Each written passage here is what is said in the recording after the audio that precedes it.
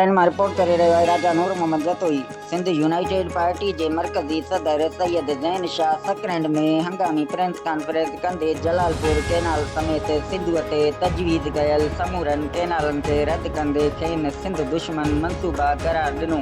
हुन इल्ज़ाम हयो त सिंध हुकूमत ऐं पीपल्स पार्टी उन्हनि मंसूबनि में मुलवस आहे, जॾहिं त अवाम खे पिण अपील कई त कैनालनि ख़िलाफ़ मुतहद थी एहतजाज कनि ऐं हुकूमती रैलियुनि में शिरकत न कनि।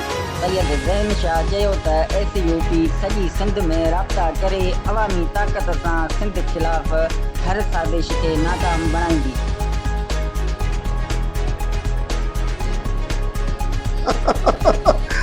As a minister, वरी लिंक कैनाल जेकी तव्हां चओ पिया चश्मा झेलम लिंक कैनाल ऐं 4-5 न 2 लिंक कैनाल आहिनि जेके ठाहिया विया त फ्लड में झेलम मलियो वञी जीअं नुक़सानु न थिए।